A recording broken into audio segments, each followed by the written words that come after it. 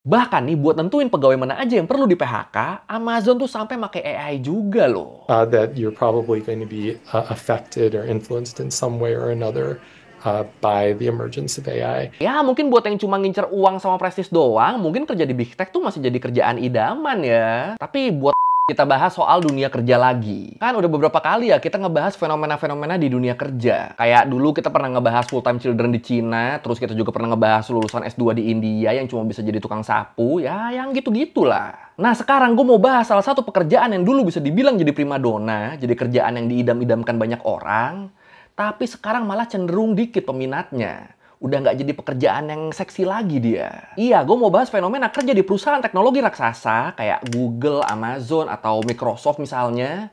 Yang dulunya bener-bener dianggap pencapaian besar banget, jadi impian banyak orang. Tapi makin kesini tuh malah makin nggak diminati. Bahkan saat ini nih bisa dibilang karir di perusahaan teknologi tuh udah diambang kejatuhan. Tapi ini kenapa ya trennya berubahnya drastis banget dan cepat banget gini tuh kenapa? Dan apakah nantinya karir di dunia teknologi tuh udah bener-bener bakal nggak ada peminatnya? Ya udah kalau gitu, ayo langsung aja kita bahas kenapa kerja di big tech company udah nggak jadi impian lagi, terutama di Amerika. Sama sekalian nanti kita bahas juga dikit soal tech winter di Learning by Googling. Ya, kalau ngomongin soal kerjaan impian, pasti kan kita kan harapannya kan bisa diterima di perusahaan yang gede, yang gajinya tinggi, dan lingkungannya nyaman kan. Dan karena inilah makanya selama beberapa tahun terakhir, atau mungkin satu dekade terakhir ini, kerja di perusahaan Big Tech global tuh jadi impian banyak orang. Emang Big Tech tuh maksudnya apa?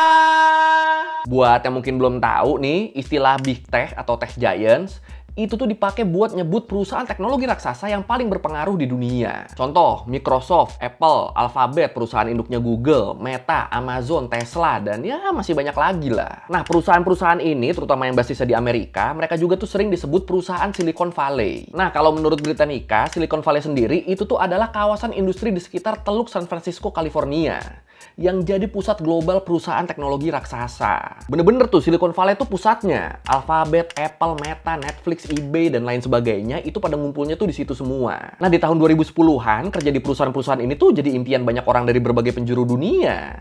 Karena ya kayak yang gue bilang di awal tadi, emang semenyenangkan itu kerja di sana. Gajinya gede, kantornya juga nyaman banget dengan fasilitas yang lengkap, dan ditambah lagi prestisnya atau gengsinya yang tinggi banget kan. Dan dengan keuntungan-keuntungan itu ya orang-orang pada pengen kerja di situ semua. Kalau menurut data dari Fortune disebut selama 8 tahun berturut-turut, dari tahun 2007 sampai 2014, Google tuh jadi perusahaan terbaik buat pekerja. Di tahun 2015 emang sempat turun jadi peringkat 2, tapi di tahun 2016 mereka balik lagi jadi peringkat 1.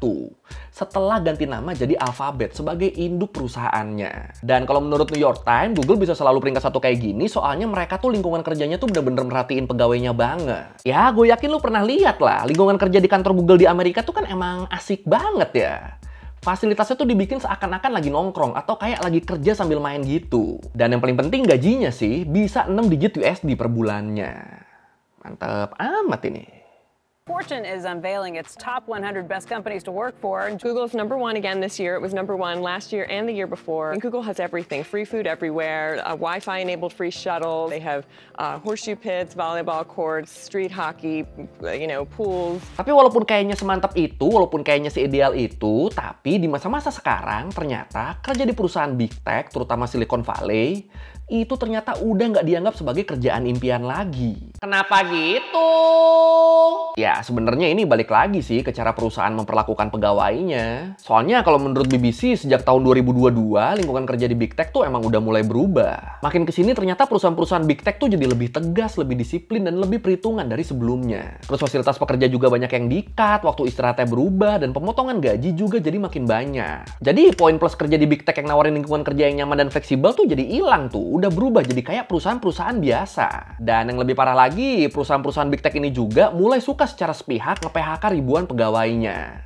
Dan aksi PHK gede-gedean ini tuh masih terus berlanjut sampai sekarang ya. Jadi kalau menurut The Challenger Report disebut, sejak perlambatan ekonomi global di pertengahan tahun 2022, dari situ jadi banyak tuh perusahaan dari berbagai sektor yang nge-PHK massal pegawainya. Dan sebagian besar adalah sektor teknologi. Disebut angka PHK di sektor teknologi di Amerika di tahun 2022 tuh naik 649% dari tahun sebelumnya, dari tahun 2021. Dalam setahun doang, angka PHK-nya naiknya 6 kali lipat. Ini kan gila kan? Iya, jadi di Amerika doang di tahun 2022, ada lebih dari 97.000 orang yang di PHK dari perusahaan teknologi. Dan secara global, angkanya tuh lebih dari 165.000 orang. Dan ingat, itu baru dari sektor teknologi doang. Dan nggak berhenti di situ, kalau menurut layoff.fyi disebut di tahun 2023, jumlah orang yang di PHK meningkat lagi jadi 263.000 orang. Dan buat detail per perusahaannya, perusahaan ini nge-PHK berapa, perusahaan ini nge-PHK berapa. Kalau menurut tes target, di bulan November 2022, Meta nge-PHK 11.000 pegawainya. Terus dilanjut lagi di bulan Januari 2023. Ada 10.000 orang lagi yang di-PHK dari Meta. Terus Amazon juga sama. Di bulan November 2022, mereka nge-PHK 10.000 orang. Terus di Januari 2023 nambah lagi 8.000 orang. Dan di bulan Maretnya, Maret 2023, nambah lagi 9.000 orang. Banyak juga. Atau contoh lagi deh, satu lagi deh, Elon Musk. Dia juga nge-PHK 7.500 pegawai Twitter di bulan November 2022.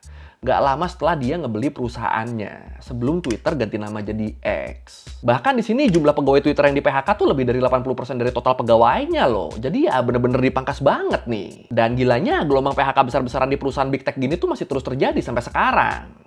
Kayak di tahun 2024 ini, dari Januari sampai April, itu tuh ada lebih dari 80.000 orang yang di PHK.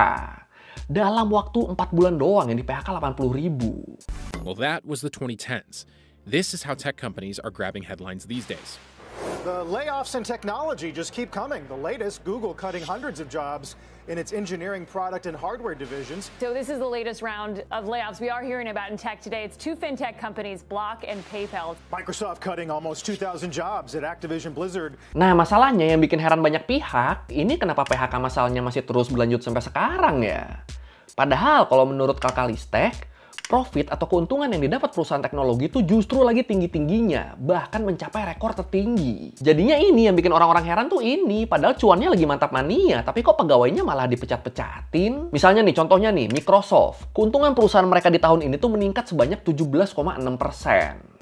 Tapi 5 hari setelah laporan ini keluar, mereka malah mecatin 1.900 orang pegawainya. Terus perusahaan-perusahaan lain juga sama, keuntungannya pada meningkat, tapi mereka tetap nge-PHK pegawainya. Jadi pada naik ini mereka sebenarnya profitnya. Kayak Google itu mereka naik 13%, Amazon naik 14%, Meta naik 25%.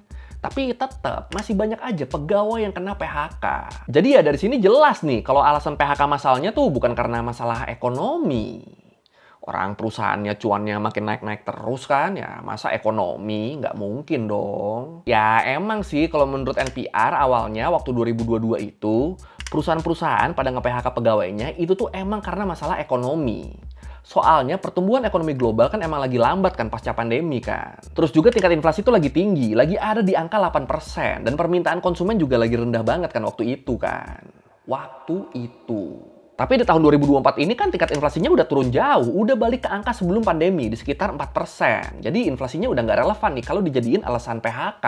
Kalau gitu alasan PHK yang sekarang apa? Kalau menurut Jeff Schulman, profesor di University of Washington Foster School of Business, dia bilang, PHK di perusahaan Big Tech tuh sebenarnya emang akal-akalan perusahaannya aja.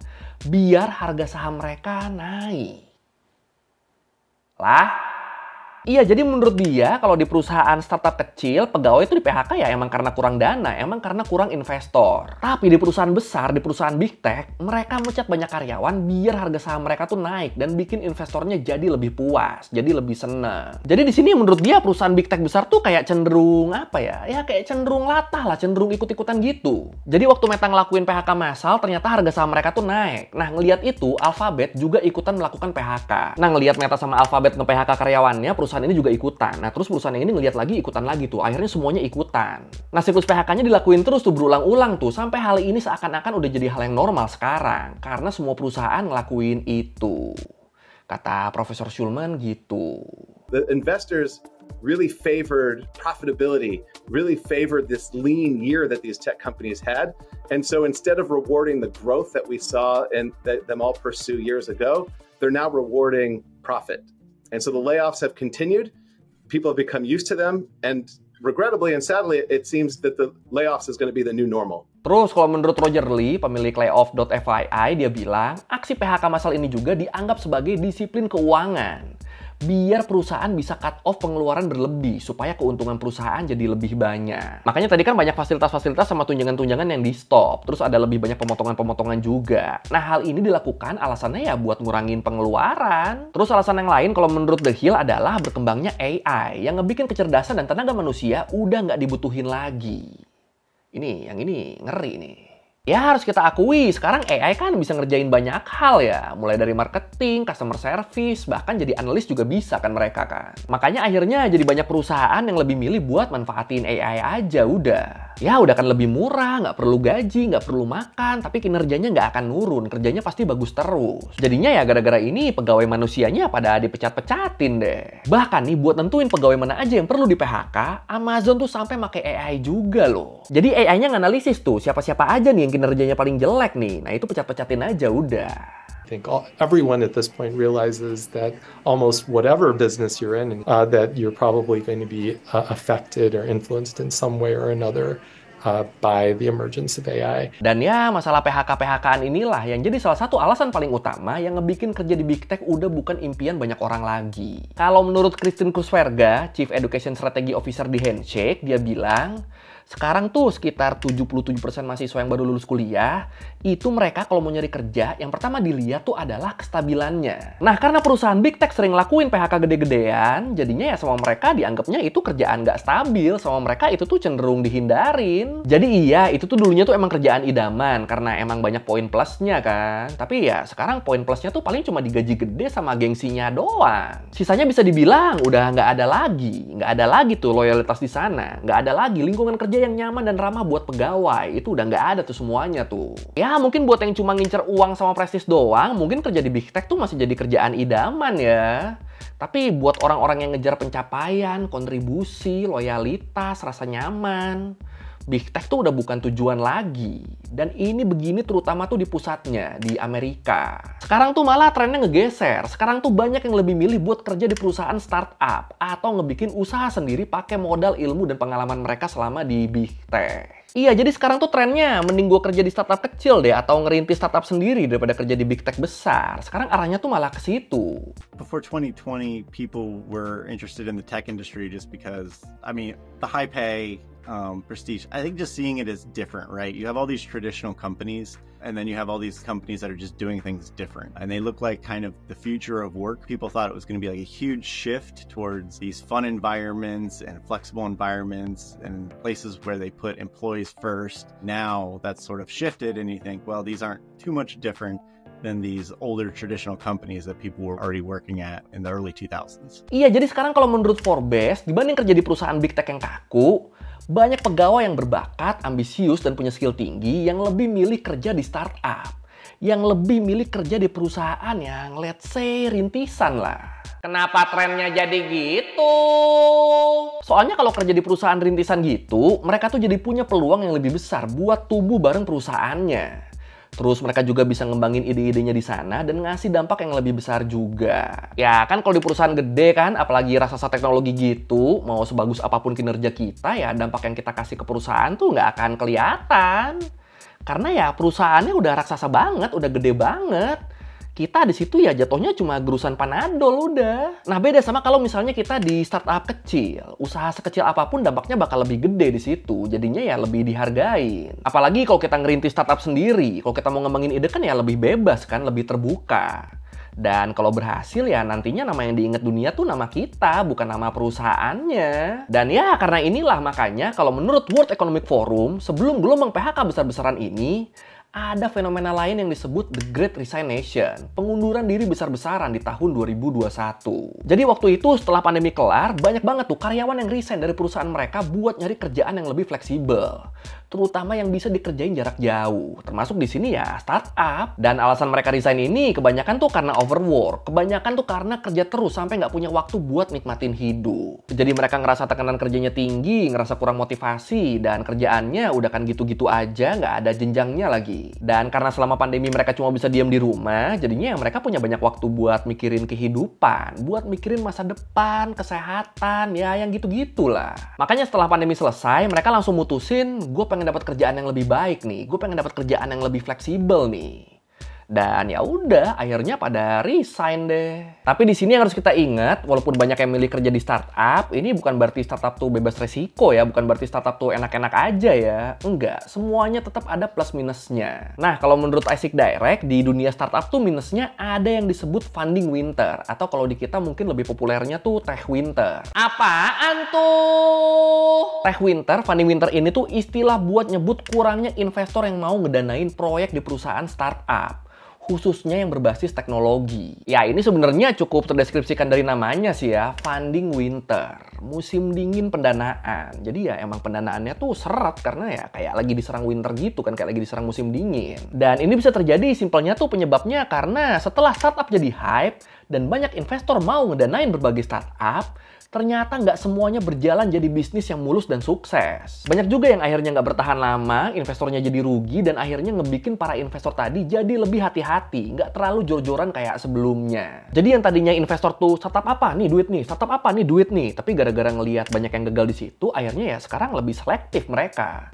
Ya simpelnya kayak seleksi alamnya tuh jadi lebih ketat lah. Dan dari situ pelan-pelan hype-nya startup nih turun nih. Dan fase turunnya hype inilah yang akhirnya kita kenal sebagai tech winter. Dan ironisnya dampak yang paling terlihat dari tech winter ini adalah PHK besar-besaran. Buat mengurangi pengeluaran perusahaan karena cabutnya investor tadi. Ya ironis kan, padahal dulu ngindarin big tech karena banyak PHK. Sekarang startup juga mulai pada ikutan PHK terus. Dan kalau yang ini menurut gue ini juga terjadi di kita sih. Ya lu pernah denger kan di Indonesia startup-startupnya tuh yang bahkan valuasinya udah besar banget, itu ternyata banyak juga yang akhirnya tumbang. Cuma ya walaupun tech winter sekarang tuh lagi terjadi, tapi tetap aja lebih banyak orang yang milih ngerintis startup daripada kerja di big tech. Apalagi setelah mereka ngelihat ratusan ribu pegawai sektor teknologi, khususnya di big tech, yang di PHK tiap tahunnya. Makin malas tuh mereka tuh sama big tech tuh. Jadi ya intinya mereka tuh lebih takut PHK di big tech ya daripada PHK di startup. Oke. Tapi ini kalau di kita sekarang trennya gimana ya? Apakah masih pada ngarep kerja di big tech? Atau lebih milih ngebangun diri dan nama di startup? Atau mungkin ada alternatif lain? PNS mungkin? Silakan komen. Belakangan ini ada tech winter di mana investor-investor pun mulai pilih-pilih startup apa yang akan diinvest, startup apa yang kira-kira bisa sukses dan juga bisa bertahan. Oke, sekian Reviewing kali ini tentang kenapa kerja di big tech, di Google, Meta, dan sejenisnya itu udah nggak diminatin lagi sekarang, terutama di Amerika. Kalau lu mau revisi kayak gue udah salah, atau mau nanya, atau nambahin di video, bisa tulis di komen, kita diskusi kayak biasa. Sekali lagi, thank you, dan jangan lupa like, comment, subscribe. Bye!